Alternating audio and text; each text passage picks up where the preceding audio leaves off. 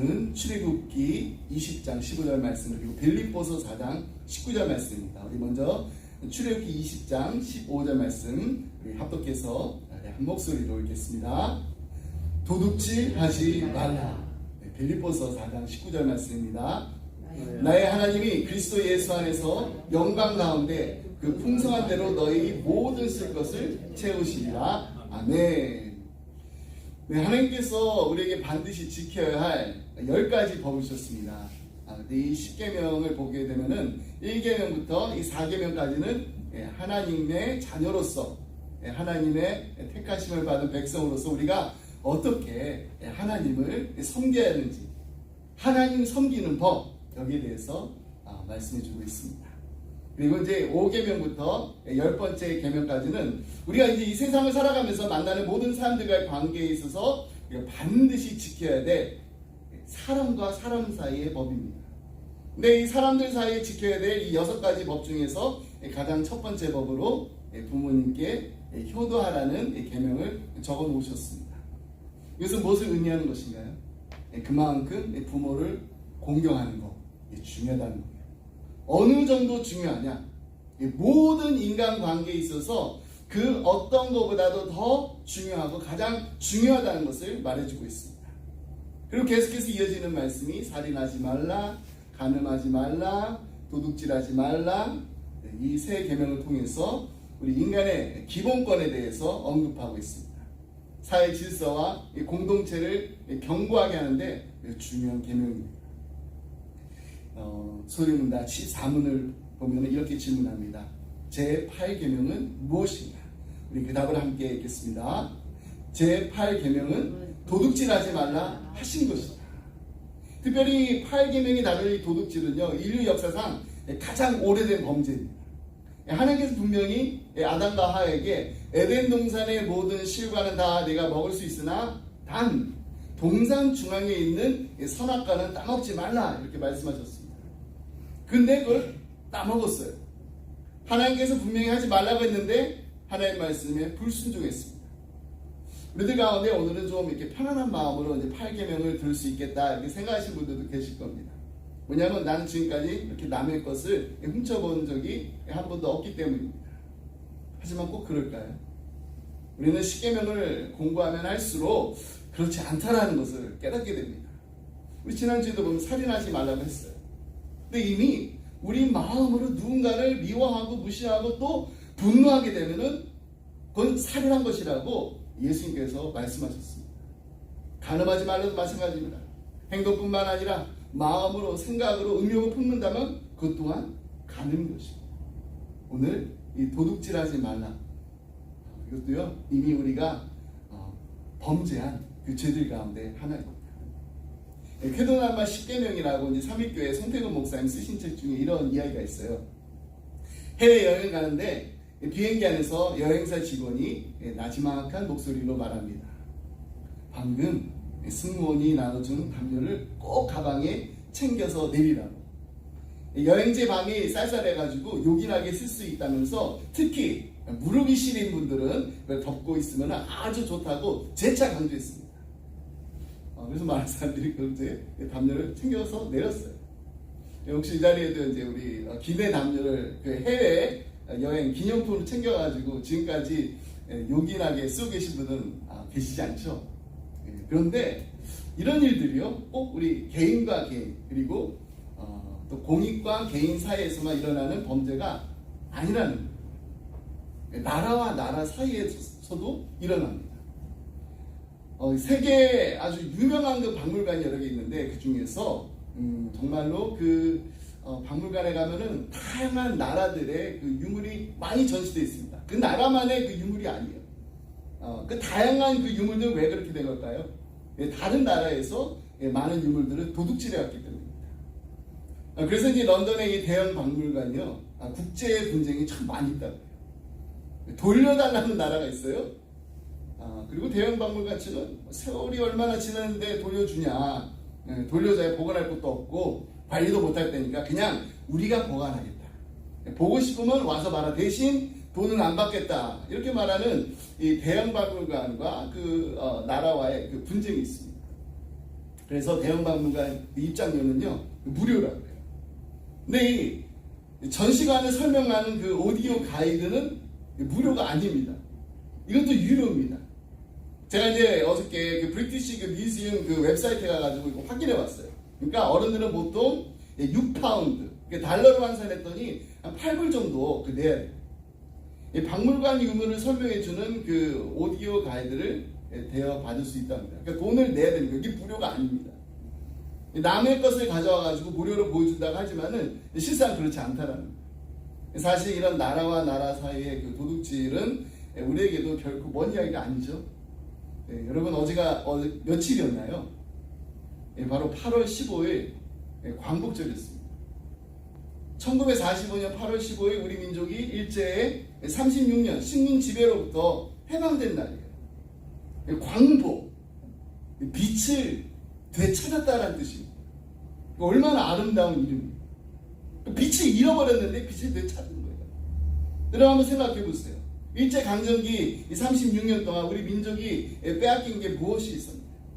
땅도 빼앗기고 우리 말도 빼앗기고 우리 이름도 빼앗기고 수많은 젊은이들이 강제징용으로 끌려가고 수많은 여성들이 강제로 끌려가지고 인간으로서의 그 존엄과 권리가 짓밟혔습니다. 돈만 뺏고 물건만 훔치는 게 도둑질이 아니라는 거예요. 사람의 권리를, 사람의 존엄을, 또 사람의 이름까지 빼앗는 거, 이것도 분명히 도둑질이라는 것입니다. 그것도 한 개인이 한 도둑질이 아니라 한 나라가 또 다른 하나 전체를 상대로 저지른 도둑질입니다. 그래서 이 도둑질이라는 히브리어 단어가 가나브예요. 가나브는요, 옆으로 제쳐놓는다라는 뜻을 가지고 있습니다. 옆으로 제쳐놓는다. 다시 말해서 이 정상적이지 않은 바르지 못한 방법으로 이익을 추구하는 일체의 행위가 다 도둑질이라는 것입니다. 소리문답 75문은 이렇게 우리에게 질문합니다. 제8계명에 금하는 것이 무엇인가? 우리 그 답도 함께 읽겠습니다. 제8계명에 금하는 것은 우리와 남의 재물과 산업을 불이하게 방해하거나 혹 방해될 만한 일이다. 남의 집 담을 넘어가가지고 물건 훔치는 것만 도둑질이 아니라는 거예요. 부당한 뇌물을 받는 거, 또 주는 거, 이것도 다 도둑질입니다. 출애굽기 23장 8절에 보면은 너는 뇌물을 받지 마라. 뇌물은 밝은 자의 눈을 어둡게 하고 의로운 자의 말을 굳게 하느니라. 이렇게 경고하고 있습니다. 불로소득, 일하지 않고 부를 획득하려고 하는 이 모든 시도가 다 도둑질이기 때문입니다. 높은 이자로 부를 획득하는 것, 또 남의 것을 빌리고도 갚지 않는 것, 허락받지 않고 남의 물건 가져오는 것, 다 도둑질이라는 것입니다. 남의 물건뿐만 아니라 남의 권리도 박탈하는 것, 이것도 도둑질입니다. 근데 도둑질은요, 이 역사 속에 아주 큰 사건에서만 일어나는 것이 아닙니다. 우리의 일상, 바로 우리가 매일 일하는 그 자리에서 일어납니다. 여러분 회사에서 비즈니스를 이제 운영하면서 고용주가 피고용인에게 적당한 임금을 지불하지 않는 거, 또 그리고 회사에서 일하면서 물건을 함부로 이렇게 막 남용하는 거, 내 거 아니라고 아끼지 않고 막 헤프게 쓰는 거, 이게 다 도둑질입니다. 저는 이제 목사이기 때문에 이제 설교나 강의를 이제 계속 해야 돼요. 그러니까 이제 교회에서 제가 제일 많이 쓴 게 뭘까요? 종이입니다, 종이. 그래서 이 설교문이나 이게 강의안을 이 프린트아웃 할 때 제가 이제 되도록이면은요, 양면으로 종이를 씁니다. 리딩 지저스 그 예배지, 이제 우리 가정 예배지 만들 때도 그렇고, 오이코스 나누지 다 양면으로 사는 이유가 바로 그것이에요. 아끼는 거예요. 근데 이제 공부를 하다 보면은요, 뒷면을 다 쓰지 않은 종이들이 이렇게 나오잖아요. 저는 그 종이들 그냥 버리지 않습니다. 다 모아둬요. 오늘도 보니까, 네, 여러분 기도하고 나서 요만큼 남았어요. 이걸 버리지 않습니다. 매일 이제 모아놨다가 매일 아침에 제가 그날 해야 될 일, 투두 리스트 적을 때 그때 이 빈 공간을 사용해요. 설교 준비하다가 또 좋은 자료, 아이디어 이렇게 떠오르면은요, 메모해 두는 종이로 사용합니다. 굳이 이렇게 뭐 새 종이 꺼내서 쓰지 않아도 돼요. 종이 한 장이라도 아끼잖아요. 근데 저는 이 습관이 아주 어릴 적부터 시작됐어요. 그러니까 여러분 버려야 될 것은 또 과감하게 버려야 됩니다. 쓰레기를 막 이렇게 뭉치로 두고 살으면 안 돼요. 근데 우리가 분명히 아껴서 써야 될 것은 또 아낄 수 있는 건 아껴서 써야 돼요. 그래서 오늘 여러분께 한 가지 도전을 이제 드리고 싶습니다. 너무 어려운 거 아니니까 부담 갖지 마세요. 교회의 모든 것이 나 혼자의 것이 아니라 우리 모두의 것입니다. 그러니까 우리 함께 쓰는 것이기 때문에 우리는 아주 소중히 여겨야 됩니다. 생각해 보세요. 헌금도 그렇고 비품도 그렇고 공간도 그렇고 시간도 그렇고 그 하나하나가 다 우리 성도님들의 그 사랑과 헌신이 담긴 거예요. 그러니까 내가 그것을 이렇게 소중히 여길 때 나는 그냥 단순히 물건을만을 아끼는 것이 아닙니다. 우리 형제 자매의 그 헌신을 존중하는 것입니다. 주님의 몸된 교회를 사랑하는 것입니다. 여러분 너무나 잘하고 계시니까 제가 이렇게 말씀드립니다. 작은 일에 신실한 사람이 큰 일에도 신실합니다. 그러니까 교회의 작은 것 하나하나를 소중히 여기는 그 마음이 쌓이고 또 쌓이고 쌓여서 우리 교회가 더 아름답게 세워져 나가게 될 줄 믿습니다. 우리 모두가 그런 신실한 청지기로 함께 서나갈 때 정말 건강하고 행복한 공동체 되기를 간절히 소원합니다.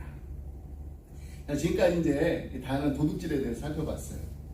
그렇다면 이제 우리가 어떻게 하면은 도둑질하지 말라, 이제 여기서 끝낸 게 아니라 도둑질하지 않고 살 수 있을까요? 이 질문에 대한 이제 해답을 찾기 위해서 우리는 먼저 사람들은 근데 왜 도둑질을 하지? 이 질문부터 해야 됩니다. 왜 도둑질을 할까? 이에 대한 답이 오늘 우리 함께 읽은 빌립보서 4장 19절에서 찾아볼 수 있습니다. 나의 하나님이 그리스도 예수 안에서 영광 가운데 그 풍성한 대로 너희 모든 쓸 것을 채우시리라. 이 빌립보서 말씀에 의하면 우리가 도둑질하는 이유는요, 모든 것을 쓸 것을 채워주시는 그 하나님에 대한 믿음이, 확신이 없기 때문이라는 겁니다. 만물의 술 주신 하나님께서 우리에게 모든 쓸 것을 다 채워주시는데 우리가 굳이 이런저런 수단 방법을 막 다 동원해가지고 도둑질하면서 살 필요가 있을까요? 하나님 다 채워주시. 그것도 풍성. 하나님의 때가 되면은 다 채워주시고 이루어주실 건데 그걸 못 견디니까, 참지 못하니까 우리의 힘으로 좀 어떻게 해보려고 해서 자꾸 이렇게 정상적이지 못한 방법으로 해결하려고 하는 것입니다. 예전에 한국에서는요, 이 사업하는 사람들 사이에 세금 안 내는 거, 세금 이제 떼어먹는 거, 이게 자랑이었던 시대가 있었습니다. 하지만 여러분, 이것도 범죄예요. 이중장부 만드는 거, 정상적이지 않은 바르지 못한 방법으로 이익을 추구하는 행위이기 때문에 분명히 도둑질입니다. 한국의 한 기업 이야기입니다. 우리 정말 힘들었던 시절이 있었잖아요. IMF 그 외환 위기 당시에 한 회사가 부도 직전까지 몰렸습니다. 근데 부도 나기 그 하루 전날 한 외국 회사로부터 대규모 투자를 받게 됐어요. 나중에 그 회사 대표가 외국 투자자 임원에게 물었다고 합니다. 우리 아무런 인연도 없는데 어떻게 우리 회사에 이렇게 큰 투자를 하시려고 결정했냐고 궁금했던 거예요. 근데 그 임원이 이렇게 대답했답니다. 우리가 한국에 투자할 만한 그 회사들을 다 조사했는데 당신 회사만 이중장부를 쓰지 않더군요. 당신은 정직하기 때문에 했기 때문에 살아난 것입니다. 그 대표가 그때 그 말을 들으면서 그동안에 이렇게 정직하게 경영한다고 너무 융통성이 없다라는 비난을 들었던 그런 날들이 떠올랐다고 합니다. 그래서 이렇게 말했습니다. 정직하면 보통 때는 힘든 게 사실이지만은 죽고 살리는 것이 달린 절대절명의 진짜 위기 앞에서 하나님은 정직한 자의 손을 들어주십니다.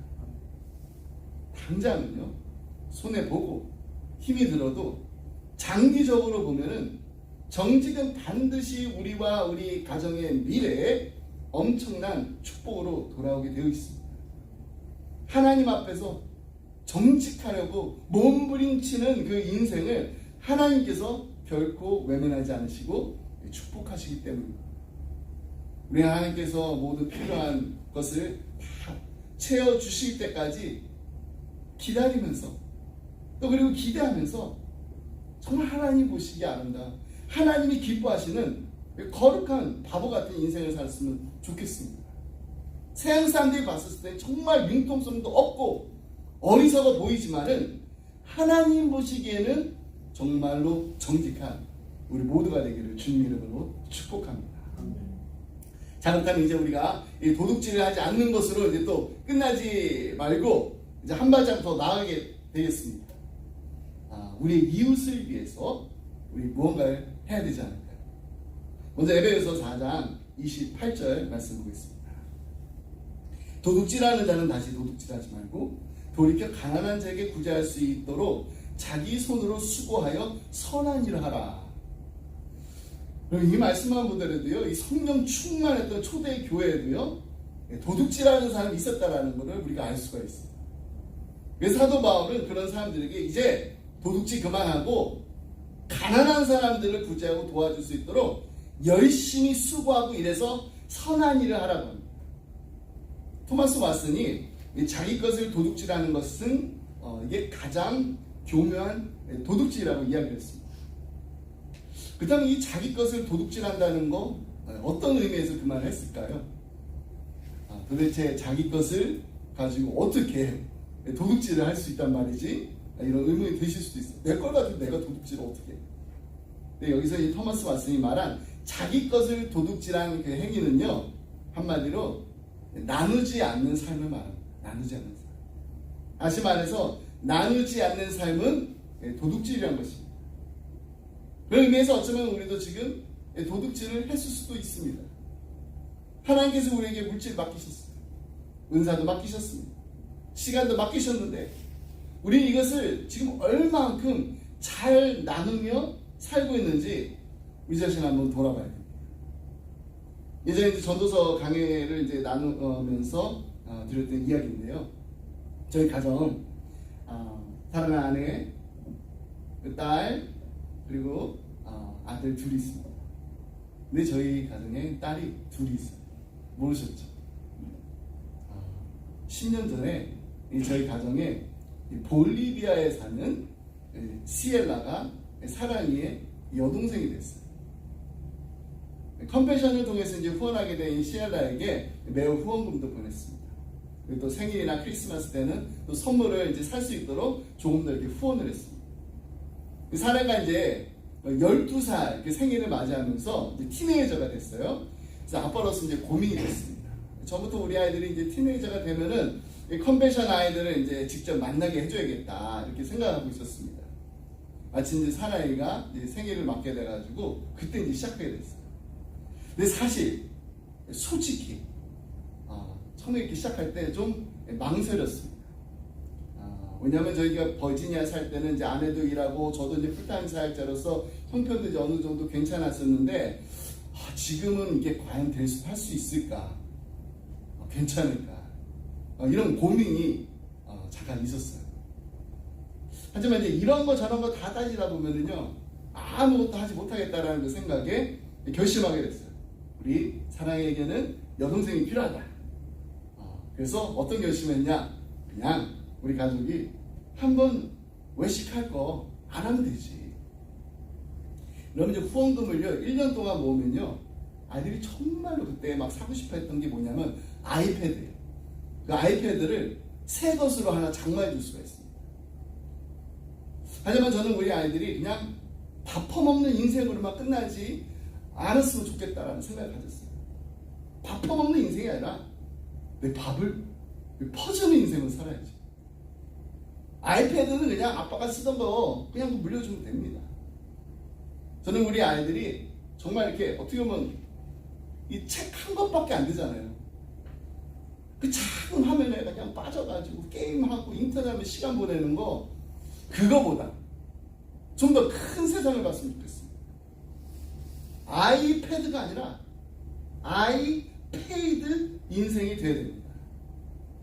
우리 이웃을 위해서 무언가를 나눌 수만 있다면은 그럼 그보다 더 행복한 인생이 어디 있겠습니까?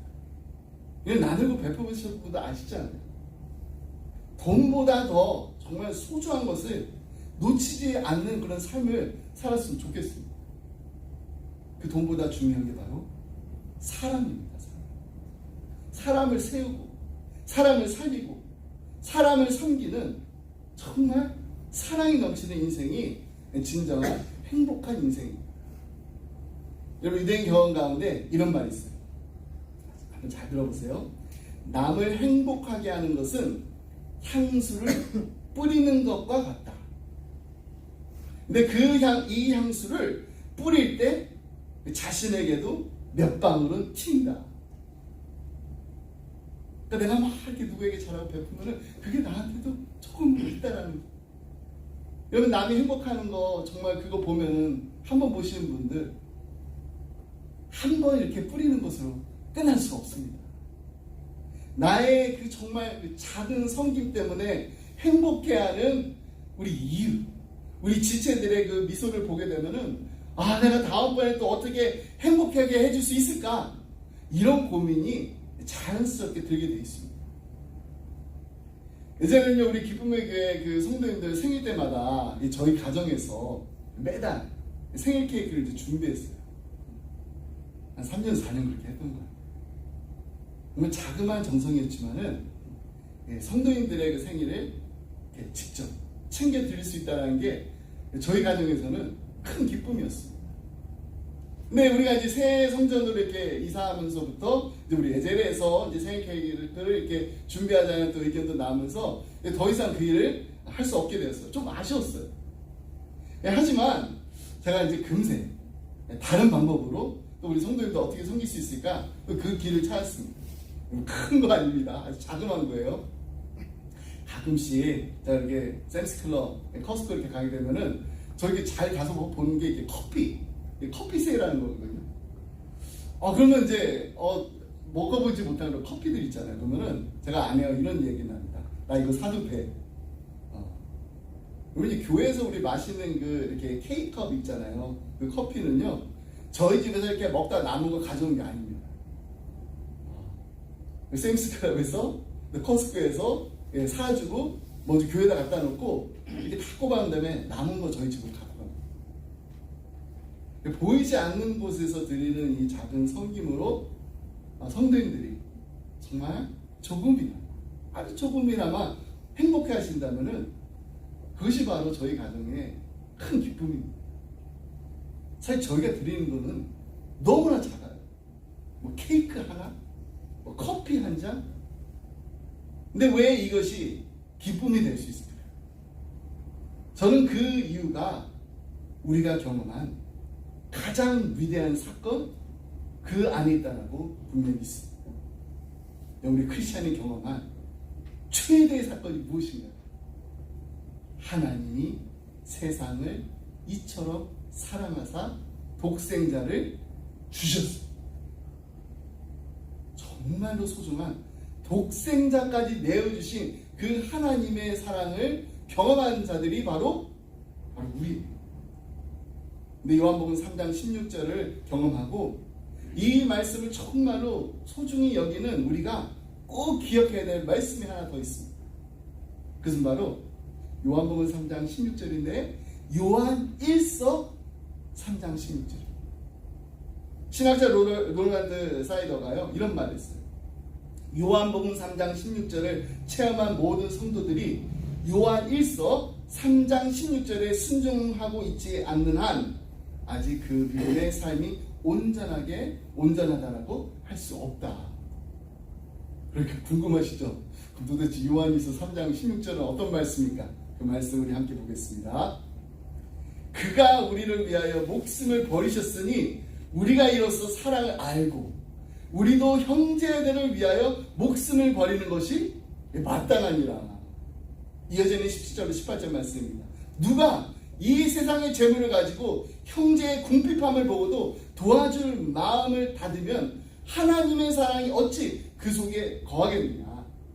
자녀들아, 우리가 말과 혀로만 사랑하지 말고 행함과 진실함으로 하자.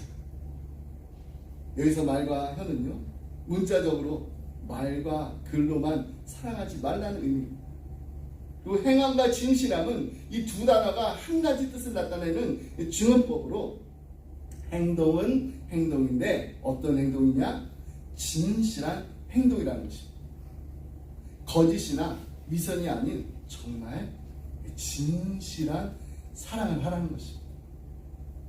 체면치레를 해야 하니까 어쩔 수 없이 하는 어떤 의무감에 하는 그런 사랑이 아닙니다. 희생의 수고.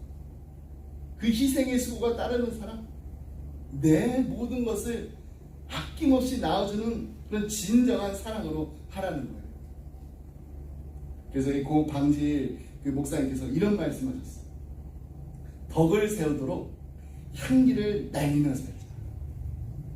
덕이란 나는 손해를, 나는 수고를, 나는 불편해도 남을 편하게 이롭게 살게 합니다. 내가 좀 손해보더라도, 내가 좀 수고스럽더라도, 내가 좀 마음이 불편하더라도, 우리 이웃을 조금이라도 편하게 할 수만 있다면, 우리 지체들에게 도움이 되고 이렇게 할 수만 있다면은 그것만으로도 충분하다는 거예요. 은혜가 임하고 또 은혜 가운데 머물 뿐만 아니라 은혜가 흐르는 인생이 된다는 것만큼 더 큰 축복이 어디 있겠습니까? 오늘 말씀해주면서 제가 사역을 할 때마다 정말 마음속 깊이 간직하고 있는 이 격언을 나누려고, 너무나 많이 들으셔서 아시고, Your talent is God's gift to you. What you do with it is you give back to God. 우리의 달란트는요, 하나님께서 우리에게 주신 선물입니다. 근데 그 선물을 가지고 우리가 무언가를 할 때 그것이 바로 우리가 하나님께 드리는 선물입니다. 저는 이 말을 이렇게 한번 바꿔보았습니다. Your money is God's gift to you. What you do with it is you give back to God and your neighbor. 우리의 물질은요, 하나님께서 우리에게 주신 선물입니다. 그리고 그것을 가지고 우리가 무언가를 할 때 하나님께서 우리에게 주신 거잖아요. 그것을 가지고 우리가 무언가를 할 때 그것이 바로 우리가 하나님께 드리는, 그리고 우리 이웃들과 나누는 선물입니다. 이 한 주간도 우리 하나님께서 내게 허락하신 거, 이거 어떻게 하면서 나누면서 하면 좋을까, 이런 고민을 하시면서 잠 못 이루시는 은혜가 풍성히 넘치는 하루하루 되시를 주님의 이름으로 축복합니다. 기도하겠습니다. 사랑 은혜가 풍성하신 하나님 아버지, 감사합니다. 하나밖에 없는 독생자 예수 그리스도를 아낌없이 십자가에 내어주신 만큼 우리를 사랑하시는 하나님의 은혜에 감사드립니다. 하나님, 우리가 살다 보면 나도 모르게 내 것만 바라보게 될 때가 있습니다. 내 걱정, 내 필요, 내 형편에 마음이 꽉 차버려서 옆 사람이 잘 보이지 않을 때가 있습니다.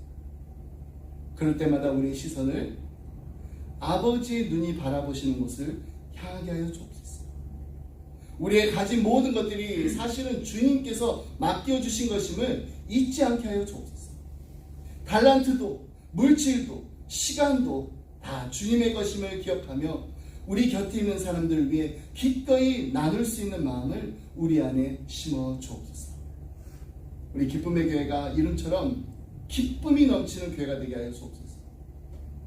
그냥 받아서 채워서 기쁜 교회가 아니라 나누어서 베풀어서 기쁜 교회가 되게 하여 주옵소서. 베풀고 섬기는 일이 부담이 아니라 기쁨이 되는 하나님 보시기에 아름다운 공동체가 되게 하여 주옵소서. 우리 기쁨의 가정들마다 나눔과 베품과 섬김이 풍성하게 흘러 넘치는 가정이 되게 하여 주옵소서. 우리 주의 예수님의 따뜻한 손길이 필요한 이웃들에게 먼저 마음을 열고 기쁨으로 문턱을 낮추는 따뜻한 가정들이 다 되게 하여 주옵소서. 사랑하는 우리 자녀들을 기도합니다. 새학기를 맞아 공부하는 우리 자녀들에게 하나님의 지혜를 주시고 좋은 친구들을 만나게 하시고 좋은 스승을 만나게 하시고 무엇보다 평생 주님을 가까이 하는 아이들로 자라게 하여 주옵소서. 학교에서 그리고 직장에서 만나는 모든 사람들에게 예수님의 따뜻한 사랑을 나누는 예수님의 참 제자들이 다 되게 하여 주옵소서. 하나님께서 내게 허락하신 축복을, 내게 주신 그 달란트를 어떻게 나누며 살면 좋을까 고민하면서 살아가는 기쁨의 자녀들이 다 되게 하여 주옵소서. 이 모든 말씀 우리 살아신 예수 그리스도의 이름으로 기도드립니다. 아멘. 우리 다 자리에 나서 함께 주님 목소리 듣겠습니다.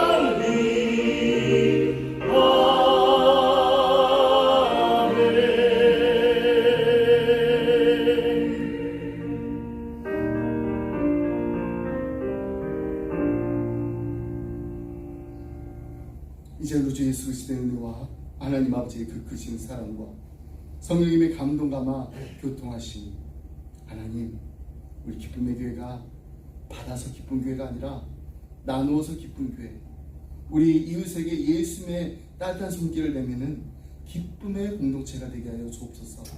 이 한 주간 우리 모두 하나님께서 내게 허락하신 것을 어떻게 나눌까 고민하며 잠 못 이루는 은혜가 있게 하여 주옵소서.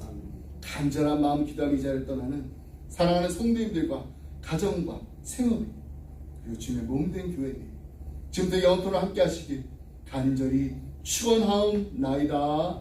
아멘.